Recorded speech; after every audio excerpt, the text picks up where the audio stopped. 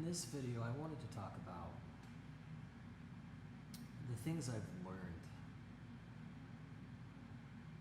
about confronting addiction and what are the deepest methods that we can utilize and apply in facing addiction. Now, interestingly, the more I learn about addiction and resolving addiction, the weirder it gets. I mean, it sort of requires you to go down a rabbit hole, but not only down toward a rabbit hole of so much research, indefinite research. I mean, I'm still learning. But the further you go down the rabbit hole, the weirder the information gets. And you might even be able to argue that the information becomes more spiritual. Now, I'm an addiction researcher. I study compulsive consumption, aka addiction at the academic level. And I'm currently writing research papers about addiction. And I am trying to formalize and make my findings as technical and palatable to the average reader that I possibly can. And I'm trying to, in the long run, institutionalize this information.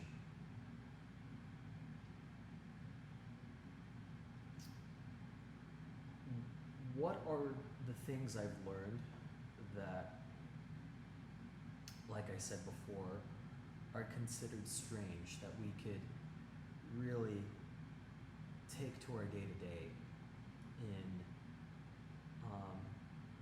being the best version of ourselves? In other words, who are we in the form of the question of who am I, who are you, who are we when we're not addicted?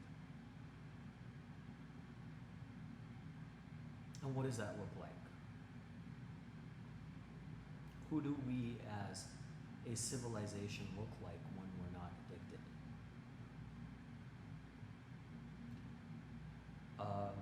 Now that's a big question to answer. And I could probably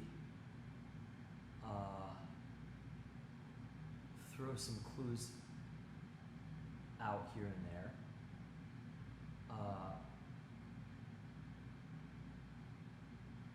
But my conclusion so far is that to be who we are when we're not addicted, and to say we have 100% mastery over addiction is something I don't even know if it's possible, especially in modern society.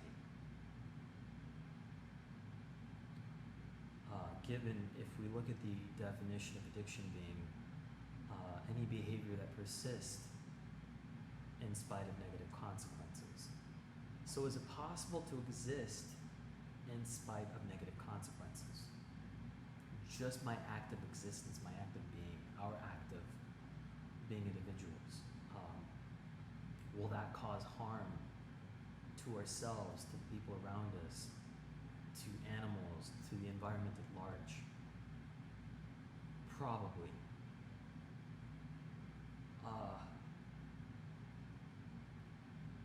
So my insight is more suggestive and not absolute in the sense that how close can we get to minimizing harm, addiction,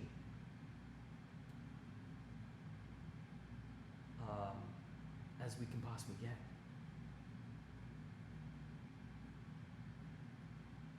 And having worked with a number of people, a number of teachers,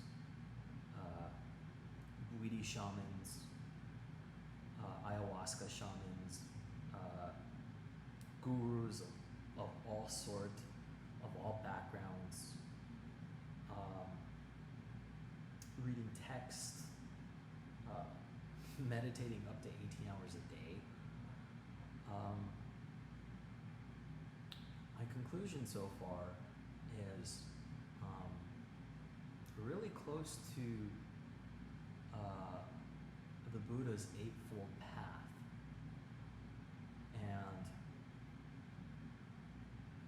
And information is really key here. Words only embody so much truth. They're the closest representation we can get to the truth itself.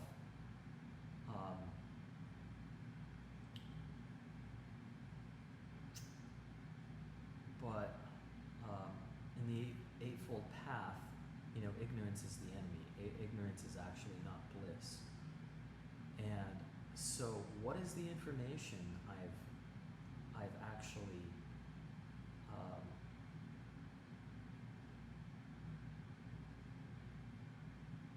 adopted and really solidified? And I ironically, I do use that term loosely. In my day-to-day, to be able to be the best version of myself, because addiction is an obstruction. It doesn't allow you to converge and be at one with your passions. I would say that the first and foremost rule is to be really careful with your word. Okay, to be really careful with how you express your opinions and describe reality at large, especially when it comes to people.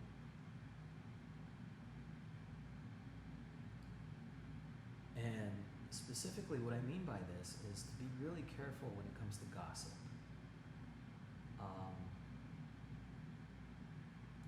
Quantum physics is on the brink of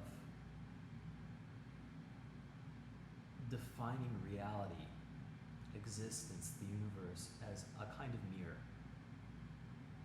in which there are repercussive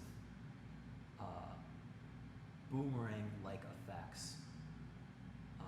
Newton's third law of motion, so to speak, that every action has its equal or opposite reaction. And words are not just sounds or vibrations that disappear into the ether. They're actual physical vessels with repercussions, with boomerang-like effects. And so when we express our word as poison, this has a boomerang-like effect that in which one of the repercussions can be addiction. Now, Buddhists have known this for thousands of years. I mean, this is physics and general science is just catching up to what mystics have known forever. And so science is like a little kid brother compared to the wisdom of the mystics. And so this is why a lot of Buddhist monks, Tibetan monks are just silent, because they know the power of and the dynamic of their word. So and having gossip-like thoughts or judgmental thoughts are much different than speaking gossip, because thoughts, while to some degree can be destructive, as the great father of medicine Abu Ali Sina described, thoughts have the power to either cure or cause disease. They're still, at the end of the day, a potentiality.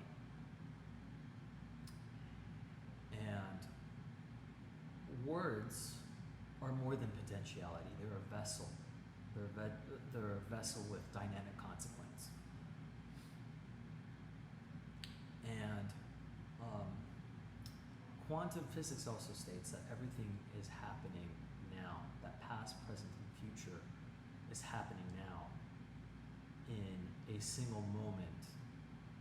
And all of reality is an infinite decoration of this single moment. So everything is here and everything is now. And we're just, in the backdrop of this screen. Okay, and again, this is also what Buddhism has been saying. So technically and theoretically, your word affects the entire universe. And again, this is what I mean by addiction research becoming very strange, and in Buddhism, those who engage in gossip and unkind deeds, these types of styles of being are relegated to the hell realm. They're relegated to the hungry ghost realm. Now these are realms of addiction. And so, theoretically and technically, if you're following my train of thought here, our word does not disintegrate or dissipate into the ether, but rather it pervades the ether as a whole. It pervades the infinite. And so our existence is not just a fringe or an inconsequential microcosm, but rather it's extremely important, extremely meaningful, and what we do, our actions and what we say are of extreme importance.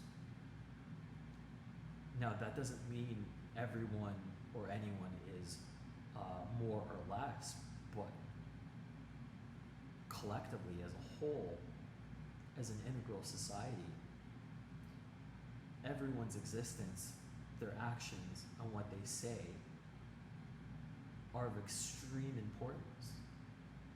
Everything is of equal extreme importance. And so what we actually have to do to cultivate awareness, to be able to distinguish between good thought, word, and deed, and bad thought, word, and deed, is to pursue knowledge. We have to pursue esoteric knowledge, through ceremonial practice, such as meditation. For a lot of us who are called to work with entheogenic medicines. And to engage in discourse with people who have self-realized or on the brink of self-realization. Now, I would say that the above, or the aforementioned, is of fundamental essence toward transcending addiction. And at this point in time, because at the end of the day we're still human, how I define transcending addiction is replacing harder or much consequential or detrimental addictions with much softer ones. Okay? Such that we can consistently move forward, feel less stuck from moment to moment, to minute, to hour, day by day, week to week, month to month. Some of us might feel stuck depending on the time interval that correspond to just how addicted we are on the spectrum. if we are, I don't want to say suffering, but we are, how do I say this? We are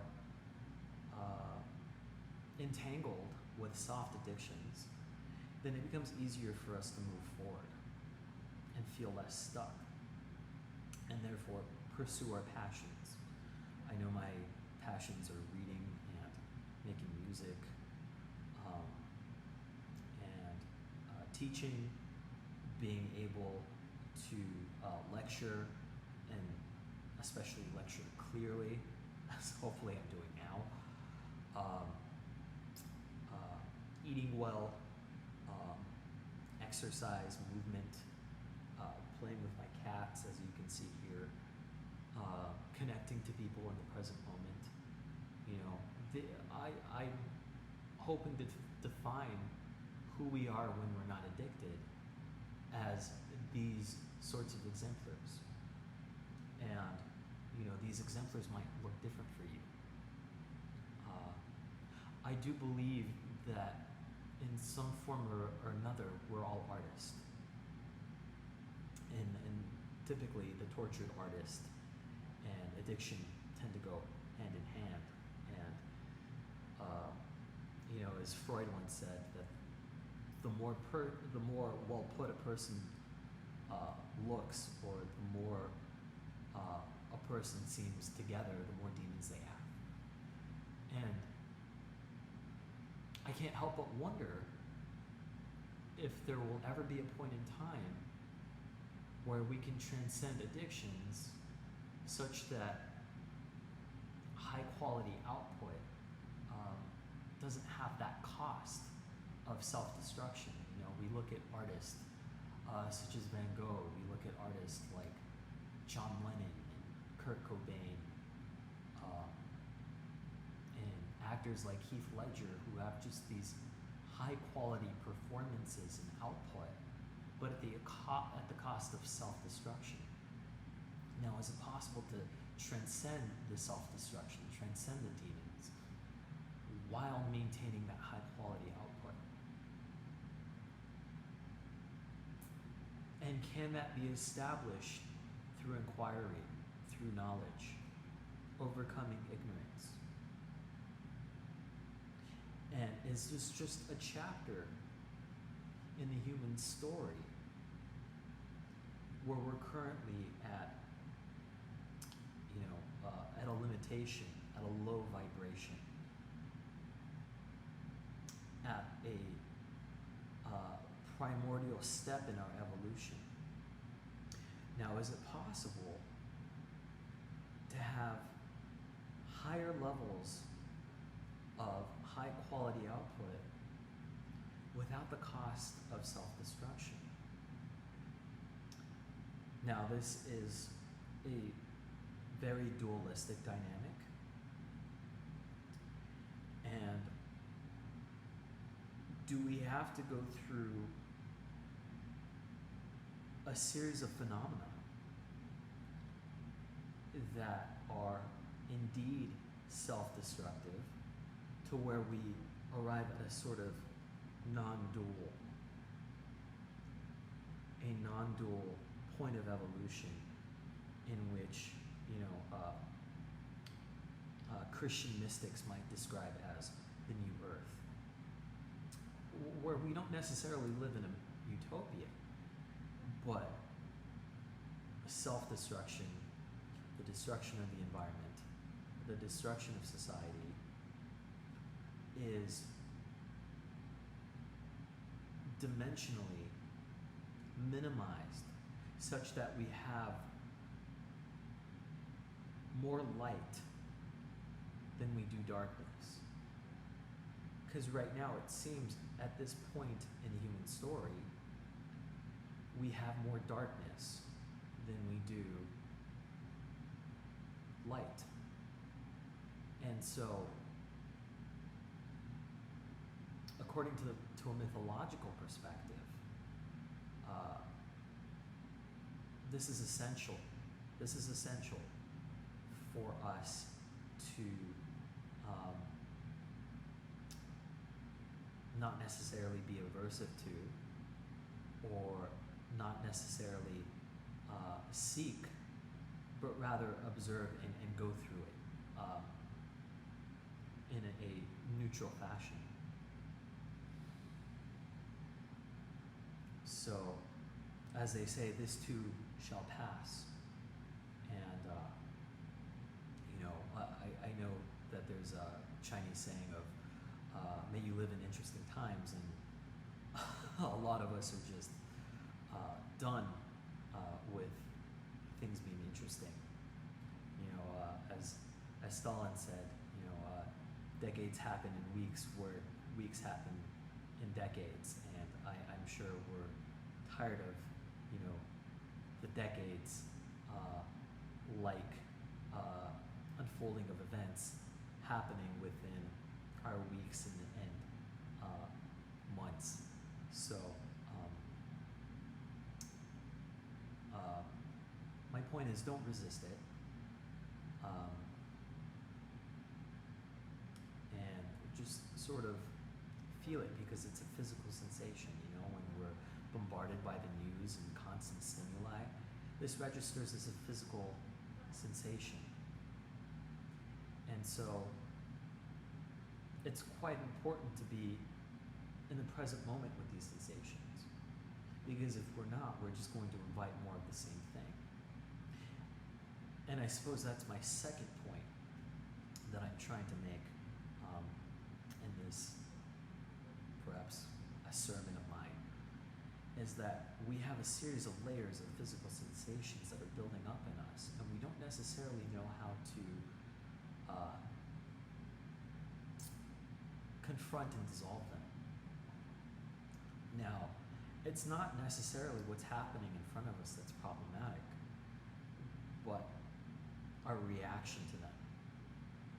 And we react from a place of tension rather than a place of space, a place of emptiness.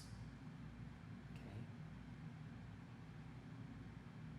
And I guess for us to embody a higher level of being, we have to react from a place of space rather than a place of tension. So collectively, we're all reacting from a place of tension.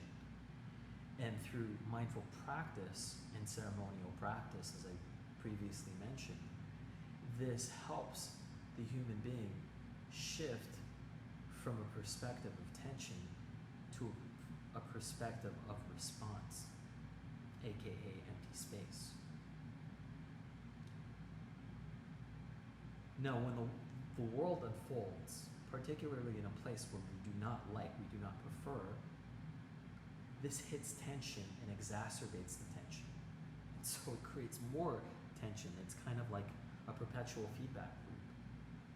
But when a seemingly tense, but it's actually quite neutral, unfolding occurs, and it hits empty space, it dissolves.